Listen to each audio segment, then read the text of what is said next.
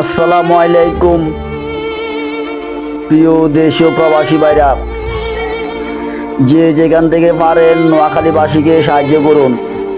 ভালো নেই আজকে নোয়াখালী, আমাদের প্রাণের নোয়াখালী আজকে পানিতে ডুবে যাচ্ছে। দেখতেছেন বন্যায় আর বন্যায়।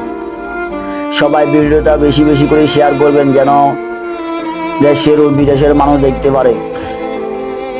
আজকে আমাদের নোয়াখালী তলিয়ে যাচ্ছে। আল্লাহ সবাইকে হেফাজতে রাখুক। প্রিয় এলাকাবাসী, যে যেখান থেকে দেখতেছেন সবাই বেশি বেশি করে শেয়ার করে দিবেন যেন দেশ ও প্রবাসের সব মানুষ দেখতে পারে।